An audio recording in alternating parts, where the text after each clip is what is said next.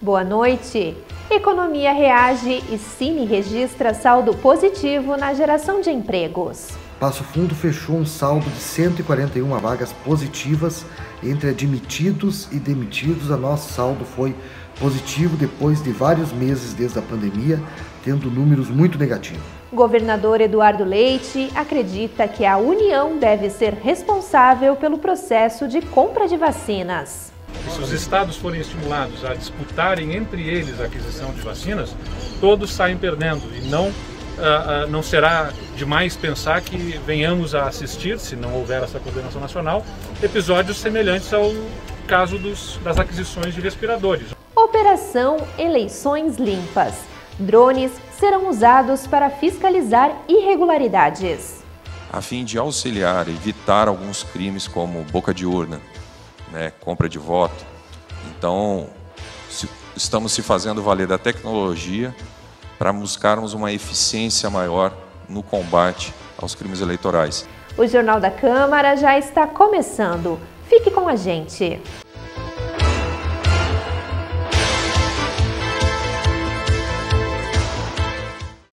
Iniciamos a edição de hoje com uma boa notícia. O nosso município está apresentando resultados positivos na geração de postos de trabalho. Os dados são do Cadastro Geral de Empregados e Desempregados e mostram, inclusive, uma redução nos pedidos de seguro-desemprego. O coordenador da agência local do FGTA Cine, Sérgio Ferrari, comenta o resultado do levantamento e faz uma retrospectiva do setor. No ano de 2017, nós tivemos 2 plataformas logísticas que contribuíram muito para a empregabilidade da cidade. No ano de 2018, nós tivemos um shopping e uma mega loja que também contribuíram muito com a empregabilidade da cidade. No ano de 2019, mesmo não tendo muitos investimentos, a cidade continuou contratando muito. Então nós viemos 17, 18 e 19 com inúmeras contratações na cidade de Passo Fundo. Começamos o ano de 2020 totalmente positivo também, empregando bem. Tínhamos a expectativa que fosse um grande ano para a cidade. Com isso veio a pandemia, veio o fechamento das lojas, dos serviços, que são os nossos grandes empregadores. E passamos por uma fase, não só a nível de Passo Fundo, mas a nível do Rio Grande do Sul, Brasil e mundo, que nós não sabíamos aonde iria parar tudo isso. Tivemos um pior mês de abril dos últimos anos, tendo muitas demissões. A agência FGTAS também ficou fechada nesse tempo, de março até 10 de maio. Voltando lá, tivemos muitos pedidos de seguro-desemprego, acima da média. Mas a partir de julho, com boas notícias, com boas expectativas. Primeiro foi a redução do número de pedidos de seguro-desemprego. O mês de julho, por exemplo, acabou ficando abaixo da média até do que era os nossos meses normais de pedido de seguro. Ficou de 25% a 30% a menos. E no mês de agosto, para nossa alegria e nossa satisfação, Passo Fundo fechou um saldo de 141 vagas positivas entre admitidos e demitidos. O nosso saldo foi positivo depois de vários meses desde a pandemia, tendo números muito negativos. Isso também nos deixou já com um saldo que estava lá em 1.800 vagas negativas para 1.500. Hoje o Passo Fundo tem em torno de 56 mil carteiras assinadas. Na pandemia nós éramos 58 mil carteiras. Então esses 1.513 vagas negativas hoje é reflexo dessa soma geral que veio de janeiro a agosto, que é o último dado do CAGED. A indústria contratou muito, o serviço tu vem retomando, a cidade tu vem retomando. Nós vimos essa situação como um ponto positivo. Passo Fundo é uma cidade polo. Passo Fundo está rodeada aqui por 81 municípios, que representa quase 1.400.000 pessoas que precisam dos nossos serviços, que precisam do nosso comércio, que aqui está todos os órgãos federais, estaduais. Nós somos polo de saúde, polo de medicina. Então tudo isso proporciona que Passo Fundo saia primeiro desse processo de desemprego desse processo da pandemia mais rapidamente que outros municípios da região, por ser uma cidade polo. Então, trazemos essa boa notícia para a comunidade de Passo Fundo, que nós estamos na retomada. A agência FGTAS Cine não baixou no mês de agosto e setembro de 100, 120 vagas por mês na agência. Tínhamos vagas desde ensino fundamental incompleto e onde a pessoa não tinha experiência, a ensino médio e a ensino superior. E também aquelas vagas técnicas, onde a pessoa fez um curso técnico ou no Sistema S ou em algum lugar. Exemplo, sou soldador, mas a pessoa não tem o ensino médio completo, a empresa vai avaliar também a capacidade dela para aquela vaga. Então essas vagas nós temos. Afinal, nós, como a Fundação Gaúcha de Trabalho e Ação Social, FGTAS, como sendo a grande gestora de políticas públicas, emprego e renda do estado do Rio Grande do Sul, está fazendo sua parte social. Está indo atrás das empresas, está tentando fazer essa intermediação de mão de obra entre empregador e empregado. Estamos na Avenida Brasil 631, com agendamento para seguro-desemprego. Seguro-desemprego, a pessoa vai ligar no 3313-2240, esse trabalhador vai fazer seu agendamento, vai ser atendido com toda dignidade, com seu horário certo, sem vir de madrugada, sem medo de não ser atendido. Vai ser atendido. Não queremos a aglomeração, não queremos a disseminação de doenças. Então, temos todos os cuidados, tanto com nossos colaboradores, com nossos agentes, quanto com a população de Passo Fundo. E aquele trabalhador que procura uma vaga de emprego pode se deslocar até a agência. Nós temos um guichê exclusivo que irá atender e irá encaminhar esse trabalhador para essa vaga. Agora, se o trabalhador quiser saber quais as vagas nós temos, entra no nosso site ou nos liga também no 3313-2240 e também no Facebook da FGTAS Passo Fundo. Estamos sempre à disposição da comunidade, ajudando no crescimento da nossa querida e amada Passo Fundo, da nossa querida e amada região. E a população sinta-se à vontade para isso. Também tivemos outro dado importante, que foi na cidade de Passo Fundo, a questão da redução de jornada de trabalho ou o contrato encerrado ali que se teve em Passo Fundo. 2.200 empregadores que participaram desse projeto do governo federal, foram mais de 11.500 trabalhadores e mais de 22 mil contratos. Essa diferença de contratos e trabalhadores é porque muitas vezes a empresa renovou o contrato mais de uma vez com o governo federal. Isso também segurou e em muitos postos de trabalho na nossa cidade, porque o governo federal participava com o pagamento desse trabalhador. Então, o trabalhador que participou, esses 11.500 que participaram em Passo Fundo, sabe bem do que eu estou falando. Ainda de acordo com o levantamento do CAGED, durante o mês de setembro, 270 novos postos de emprego foram abertos no município. E veja a seguir, Plano de Segurança Nacional prevê o uso de drones para fiscalizar irregularidades nas eleições.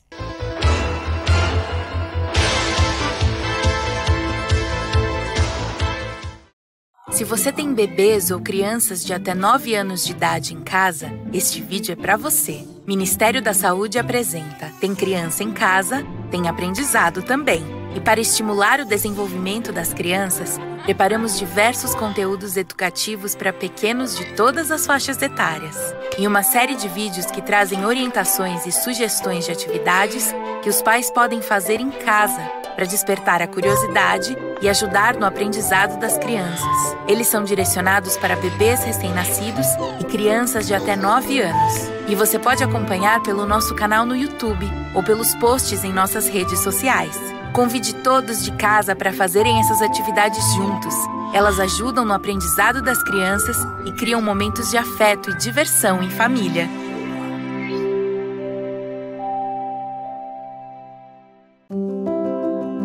Eu sou Roberto Calil, médico, e tenho um recado para você. A saúde é o nosso bem mais precioso e a democracia vem logo em seguida. Neste ano, teremos eleições para prefeito e vereador. Sua missão é votar com segurança. O primeiro turno será no dia 15 de novembro e o segundo turno no dia 29 de novembro. Você pode votar das 7 da manhã às 5 da tarde. Deixe o período das 7 às 10 para as pessoas com mais de 60 anos. Confirme seu local de votação e leve anotados os números dos candidatos. Use a máscara o tempo todo e leve sua caneta. Na sessão, limpe as mãos com álcool em gel e evite o contato físico. Se estiver com febre no dia ou tiver tido Covid nos 14 dias antes da eleição, fique em casa. A Justiça Eleitoral adotou todos os cuidados possíveis. Faça a sua parte.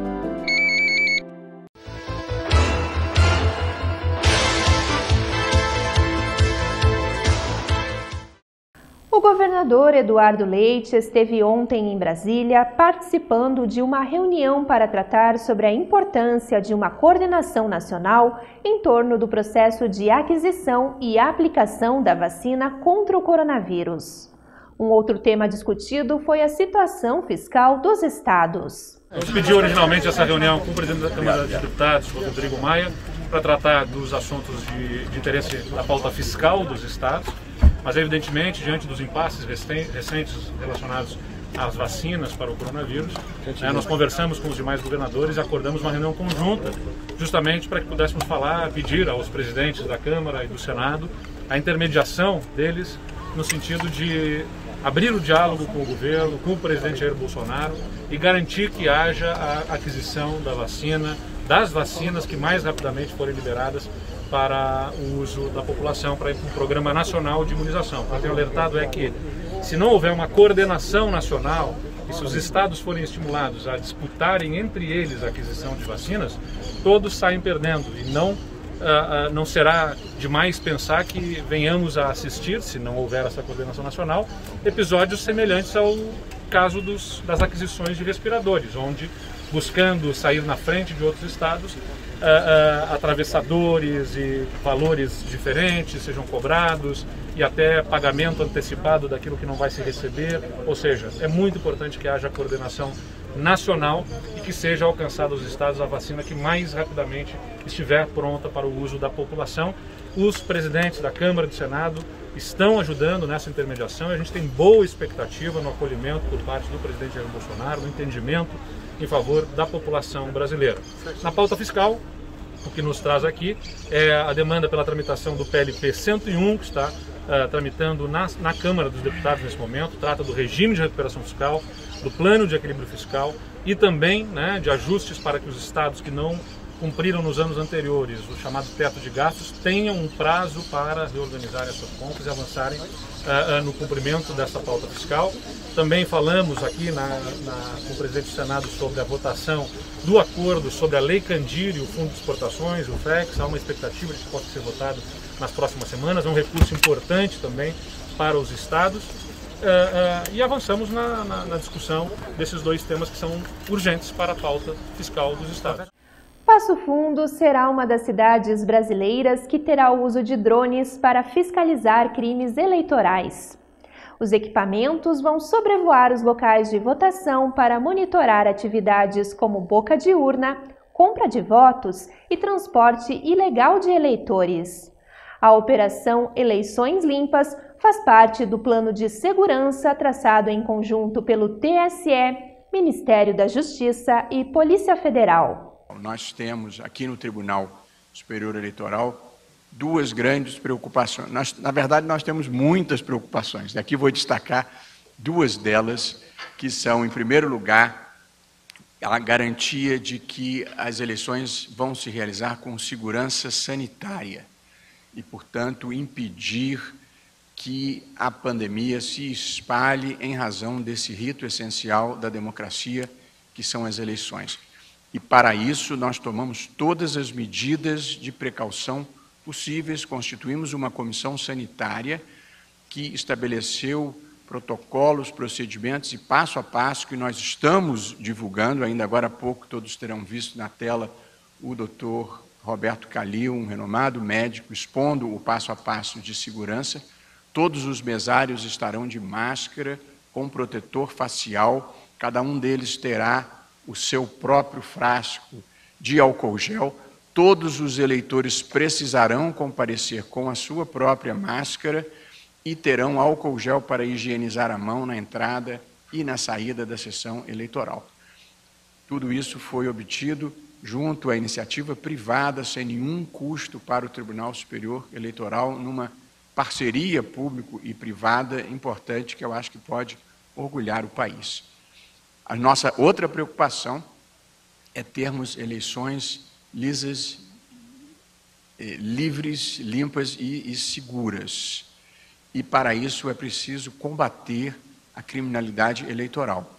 Tanto a criminalidade convencional, que é esta da compra dos votos, que degrada a democracia, como a criminalidade de transporte ilegal, boca de urna e outros atos ilícitos praticados no dia das eleições. Para combater esta criminalidade que eu chamei de convencional, a Polícia Federal, com o apoio do Ministério da Justiça, se aparelhou adquirindo uma expressiva quantidade de drones altamente sofisticados que de alta distância e relevante altitude é capaz de filmar com muita precisão as aglomerações e os eventuais comportamentos ilegais, o que é um avanço importante no enfrentamento desse tipo de criminalidade. E para enfrentar a criminalidade da difusão de notícias falsas, que tem sido uma preocupação imensa do Tribunal Superior Eleitoral, a Polícia Federal também adquiriu o software necessário para conseguir percorrer o caminho de volta das notícias falsas e chegar na sua origem. E, portanto, nós podemos detectar de onde vêm essas tentativas de difusão da mentira, de desacreditar as instituições e de fazer mal à democracia. Porque a liberdade de expressão permite, evidentemente, a circulação de todas as opiniões, até as mais absurdas. Porque a verdade não tem dono, mas a mentira deliberada tem dono. E, sobretudo, quando ela é articulada e hierarquizadamente difundida por mercenários que muitas vezes são pagos para isso, nós estamos atrás deles.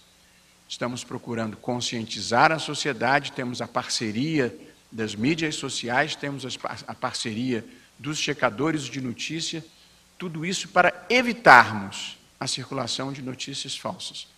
Mas onde nós não conseguirmos evitar, nós temos essa parceria com a Polícia Federal, porque nós queremos aprimorar a democracia brasileira e não permitir que ela se deteriore por grupos minoritários, irrelevantes, mas que têm um grande poder de estrago, que são essas milícias digitais que disseminam a falsidade e a mentira. E ainda quando não se tenha uma comprovação empírica de que isso mude o resultado das eleições, isso degrada a qualidade do debate público, e a democracia é feita de debate público de qualidade, em que as pessoas apresentam lisamente as suas razões e os seus argumentos e procuram fazê-los prevalecer na vontade da população. De modo que nós somos imensamente gratos ao Ministério da Justiça e o seu titular, Dr. André Mendonça, e à Polícia Federal, e o seu diretor-geral, Dr. Rolando Alexandre, por essa parceria com a Justiça Eleitoral para que nós possamos realizar eleições livres, limpas e seguras e ajudar a fazer um país melhor e maior, que tem sido o mote aqui do Tribunal Superior Eleitoral. A polícia tem feito, procurado se modernizar a fim de trazer um trabalho, uma eficiência na questão dos crimes eleitorais. Então, uma das várias vertentes da Polícia Federal no sentido de combate aos crimes eleitorais, os senhores verão aqui um exemplo disso, que é os drones, que serão colocados nas zonas eleitorais previamente identificadas como mais problemáticas, a fim de auxiliar, evitar alguns crimes como boca de urna, né, compra de voto. Então, estamos se fazendo valer da tecnologia para buscarmos uma eficiência maior no combate aos crimes eleitorais, a fim de que esse pleito eleitoral transcorra na mais absoluta ordem. Então, é a busca que nós temos hoje como auxiliares da Justiça Eleitoral, e a Polícia Federal, a partir de novembro, fica 100% dedicado à Justiça Eleitoral. Isso é o nosso compromisso não só com a Justiça Eleitoral, mas com a sociedade brasileira, de buscarmos uma eleição mais limpa e tranquila possível. E, para isso, obviamente, estamos se modernizando na busca não só de equipamentos para ajudar na fiscalização das zonas eleitorais, mas também de sistemas para identificar possíveis fake news e demais crimes que ocorrem via internet. E termina amanhã o prazo para o eleitor solicitar a segunda via do título no cartório onde está cadastrado. Para a emissão do documento, o eleitor deve estar quite com a Justiça, ou seja, não pode ter débitos pendentes, como multas por ausência às urnas ou aos trabalhos como mesário. Mais informações pelo telefone 3313-5877, Zona Eleitoral 33, e 3313-4226, Zona Eleitoral 128. Muito obrigada pela sua companhia e uma ótima noite!